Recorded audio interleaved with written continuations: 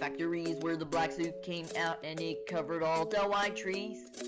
The white moths were outnumbering the black moths and they lived together in peace.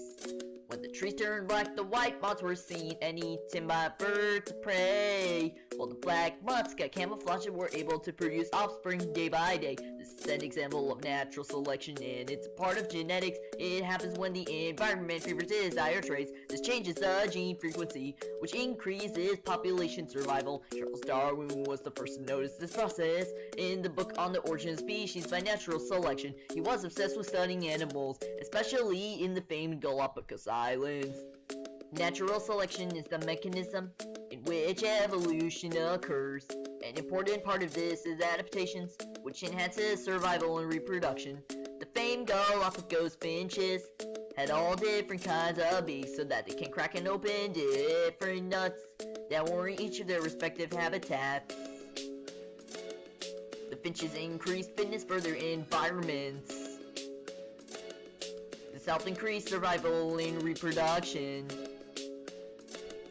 The finches are closely related to the mainland species, but natural selection splits them apart. Charles Darwin made 4 basic principles on natural selection.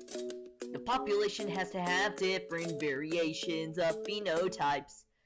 These must be heritable to the next generation so that these traits can keep showing up. Also, more offspring are born than the number of resources, so some of them unluckily die. This is the example of the struggle for existence. This is when the population faces disease, famine, and wars. This was inspired by Thomas Malthus, who thought that the population would level off, but if a trait increases the chance of reproduction, then it tends to show up in the next generation. Don't forget that individuals do not evolve, only populations can change their gene frequencies.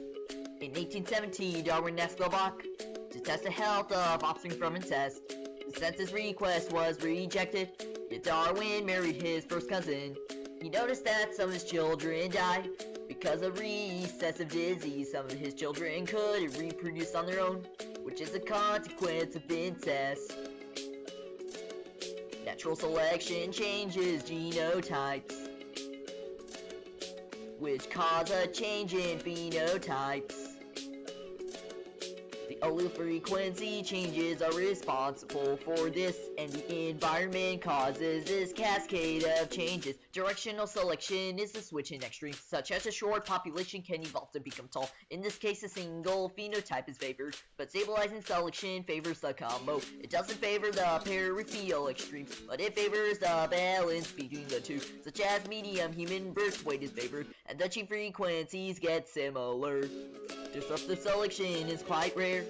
Populations get separated to each extreme. Both alleles are favored against the combo, and the gene frequencies are more varied. There is also sexual selection, which selects better reproductive traits, such as looking more attractive to the opposite sex, or fighting between rivals to get a mate. Humans drive artificial selection, where they select desired traits to their advantage. It constantly happened for thousands of years, which helped plants produce more grains that yield more crops. It's also helped turning gray wolves into dogs that are of different breeds but are the same species. But sometimes gene variations can become different. This drives the process of speciation.